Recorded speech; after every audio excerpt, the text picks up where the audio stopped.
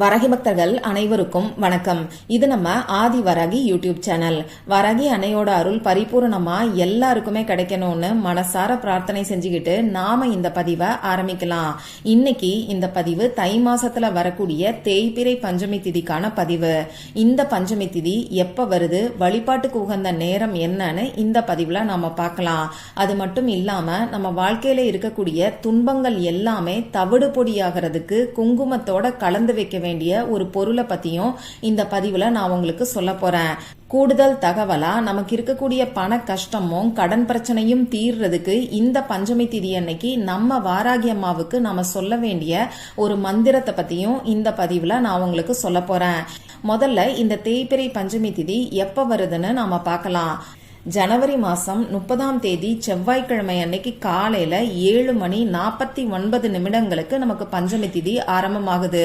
மறுநாள் ஜனவரி மாசம் 31ஆம் தேதி புதன்கிழமை அன்னைக்கு காலையில 9:46 பஞ்சமி திதி முடியுது.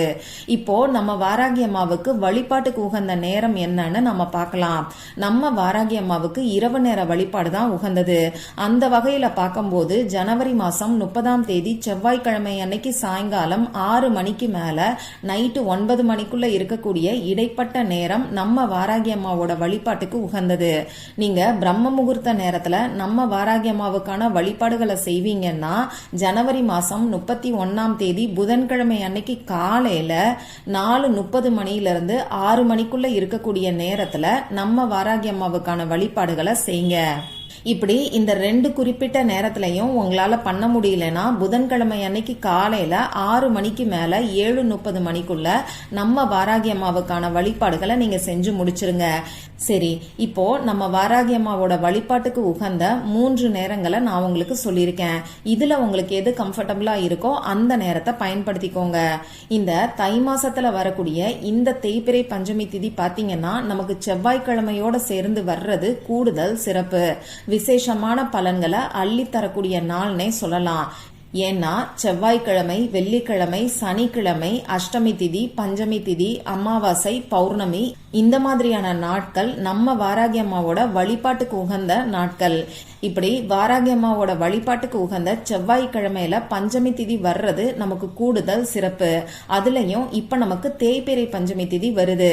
நம்ம வாழ்க்கையில இருக்கக்கூடிய துன்பங்கள் எல்லாமே தவிடு பொடியாகிறதுக்கு இந்த நாள்ல நம்ம வாராகி அம்மாவுக்கான வழிபாடுகளை நாம செய்யலாம். நமக்கு இருக்கக்கூடிய கடன் பிரச்சனை தீர்றதுக்கும் பண கஷ்டம் குறையறதுக்கும் இந்த நாள்ல நம்ம வாராகி அம்மாவுக்கு நம்ம வழிபாடுகளை செய்யலாம். இப்படி செய்யும் போது நமக்கு கை மேல பலன் கிடைக்கும். இப்போ நம்ம வாராகி அம்மாவோட திருவுருவ படம், திருவுருவ சிலை இல்லாதவங்க என்ன பண்ணலான்னு பாத்தீங்கன்னா, ஒரு அகல் விளக்கை எடுத்துக்கிட்டு அதுல நல்லெண்ணெய் ஊற்றி பஞ்சுத்திரி போட்டு பூஜை அறையில ஏத்தி வச்சுக்கோங்க. இந்த அகல் விளக்க நம்ம வாராகி அம்மாவா நினைச்சுக்கிட்டு நீங்க பஞ்சமி திதிக்கான வழிபாடுகளை தாராளமா செய்யலாம். இந்த பஞ்சமி திதி அன்னைக்கு தான் நீங்க புதுசா வாராகி அம்மாவுக்கான வழிபாடுகளை செய்யறீங்கன்னா புது அகல் விளக்கை யூஸ் பண்ணிக்கோங்க. ஏற்கனவே வாராகி அம்மாவுக்கான வழிபாடுகளை செஞ்சிருந்தீங்கன்னா பழைய அகல் விளக்க இந்த வழிபாட்டுக்கும் நீங்க பயன்படுத்திக்கலாம். ஒவ்வொரு பஞ்சமி திதிக்கும் புதுசா அகல் விளக்கு வாங்கணுங்கிற அவசியம் கிடையாது. இந்த பஞ்சமி திதிக்கான வழிபாடுகளை செஞ்சு முடிச்சதுக்கு அப்புறமா இந்த அகல் விளக்க சுத்தம் பண்ணிட்டு உங்க பூஜை அறையில தனியா ஒரு இடத்துல வச்சுக்கோங்க. இந்த அகல் விளக்க வேற எந்த வழிபாடுகளுக்கும் நீங்க பயன்படுத்த வேண்டாம். நம்ம வாராகி அம்மாவுக்கான வழிபாடுகளை நீங்க எப்பெல்லாம் செய்யறீங்களோ அப்போ இந்த அகல் விளக்க நீங்க யூஸ் பண்ணிக்கோங்க. வாராகி அம்மாவோட திருவுருவ சிலை வச்சிருக்கிறவங்க மறக்காம அபிஷேகம் பண்ணிக்கோங்க. அதே மாதிரி திருவுருவ படத்தை சுத்தம் பண்ணிட்டு மஞ்சள் குங்குமம் பொட்டு வச்சுக்கோங்க. இப்போ நம்ம வாராகி அம்மாவுக்கு சிகப்பு நிற மலர்களும் வாசனை நிறைந்த மலர்களும் உகந்தது. அடுத்ததா நம்ம வாராகி அம்மாவுக்கு மண்ணுக்கடியில விளையக்கூடிய காய்கறிகளும் கிழங்கு வகைகளும் ரொம்ப ரொம்ப உகந்தது. அதனால இதுல ஏதாவது ஒன்ன நீங்க வேக வச்சோ அப்படி இல்லைன்னா பச்சையாவோ கூட நெய்வேத்தியமா வைக்கலாம். சர்க்கரை வள்ளிக்கிழங்கு, உருளைக்கிழங்கு, கேரட், வேர்க்கடலை இப்படி உங்களுக்கு எந்த பொருள் கிடைக்குதோ அதை நீங்க நெய்வேத்தியமா வைங்க. அப்படி இல்லைன்னா ஒரு டம்ளர் பால், பழ வகைகள், ட்ரை ஃப்ரூட்ஸ் இதை கூட நீங்க நெய்வேத்தியமா வைக்கலாம். பணம் சம்பந்தப்பட்ட பிரச்சனைகள் இருக்கிறவங்க மாதுளம் பழத்தை நெய்வேத்தியமா வைக்கும் போது நல்ல பலன்கள் கிடைக்கும். நான் எப்பயுமே சொல்ற மாதிரி மாதுளம் பழத்துல இருக்கக்கூடிய முத்துக்களை உதிர்த்து தனியா ஒரு கிண்ணத்துல எடுத்துக்கிட்டு அதுல ஒரு ஸ்பூன் தேன் கலந்து நீங்க நெய்வேத்தியமா வைங்க. நம்ம வாராகி அம்மாவுக்கு பானகம் ரொம்ப ரொம்ப பிடிக்கும். அதனால ஒரு டம்ளர் பானகத்தை கூட நீங்க நெய்வேத்தியமா வைக்கலாம். நம்ம கிட்ட என்ன பொருள் இருக்கோ அதை நாம மன நிறைவோடையும் தூய்மையான மனசோடையும் வச்சாலே போதும். நம்ம வாராகி அம்மா அதை மனம் குளிர்ந்து ஏத்துக்குவாங்க. நமக்கு வேண்டிய வரங்களையும் அள்ளி கொடுப்பாங்க. இப்ப நான் சொல்ல போற நம்ம வாராகி அம்மாவுக்கான வழிபாடுகளை சுத்தமா இருக்கிறவங்க மட்டும்தான் செய்யணும். பெண்களுக்கு மாதவிடாய் சமயமா இருந்தா இந்த வழிபாடை செய்யக்கூடாது. அன்னைக்கு நீங்க அசைவம் சாப்பிட்டு இருந்தாலும் இந்த வழிபாடை செய்ய வேண்டாம். பிறப்பு தீட்டு இறப்பு தீட்டு இருக்கிறவங்களும் இந்த வழிபாடை செய்ய வேண்டாம். நம்ம வாராகி அம்மாவுக்கு ஏத்தி வைக்க வேண்டிய தீபத்தை பத்தி இப்ப நான் உங்களுக்கு சொல்றேன். பஞ்சமி தேவியா இருக்கக்கூடிய நம்ம வாராகி அம்மாவுக்கு 5 முக விளக்கு உகந்தது.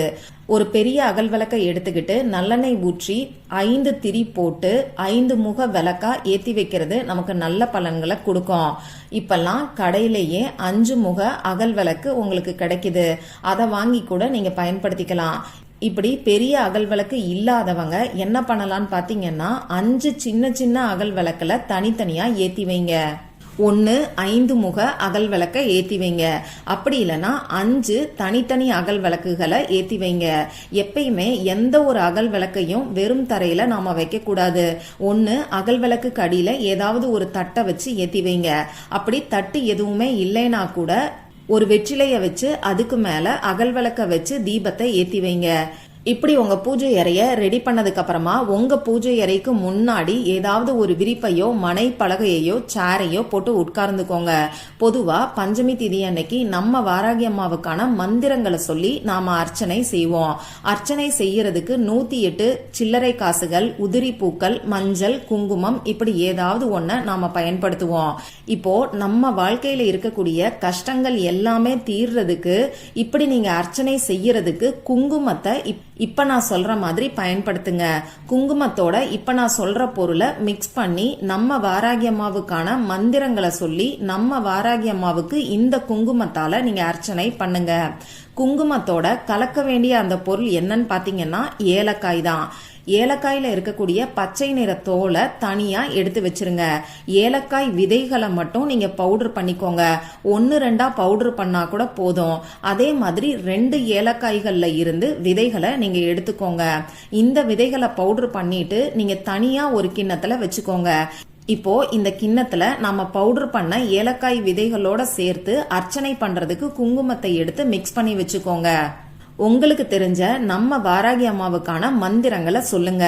இப்படி மந்திரங்களை நீங்க சொல்லும் போது ஏலக்காய் கலந்து வச்சிருக்கக்கூடிய குங்குமத்தால நம்ம வாராகி அம்மாவுக்கு நீங்க அர்ச்சனை செய்யுங்க. நமக்கு இருக்கக்கூடிய பண கஷ்டம் தீர்றதுக்கும் கடன் பிரச்சனை தீர்ந்து நமக்கு பணவரவு அதிகரிக்கிறதுக்கு நான் உங்களுக்கு ஒரு மந்திரத்தை சொல்றேன். பணம் சம்பந்தப்பட்ட பிரச்சனைகள் இருக்கிறவங்க இந்த மந்திரத்தை சொல்லி குங்குமத்தால அர்ச்சனை பண்ணுங்க. மற்ற வேண்டுதல்கள் இருக்கிறவங்க உங்களுக்கு தெரிஞ்ச வாராகி அம்மாவுக்கான மந்திரத்தை சொல்லி குங்குமத்தால நீங்க அர்ச்சனை பண்ணுங்க. ஓம் வாராகி தாயே போற்றிங்கிற மந்திரத்தை சொல்லி கூட நீங்க குங்குமத்தால அர்ச்சனை பண்ணலாம். நமக்கு இருக்கக்கூடிய பண கஷ்டத்தை முழுமையா தீர்த்து வைக்கக்கூடிய அந்த சக்தி வாய்ந்த மந்திரம் என்னங்கிறது இப்போ உங்களுக்கு ஸ்கிரீன்ல தெரியும். நானும் சொல்லி காமிக்கிறேன். ஓம் அஸ்வ வாகன வாராகி நமக மம ஐஸ்வர்யம் தேஹி தேஹி ஸ்வாகா. ஓம் அஸ்வ வாகன வாராகி நமக மம ஐஸ்வர்யம் தேஹி தேஹி ஸ்வாகா. ஓம் அஸ்வ வாகன வாராகி நமக மம ஐஸ்வர்யம் தேஹி தேஹி ஸ்வாகா. இதுதான் அந்த மந்திரம்.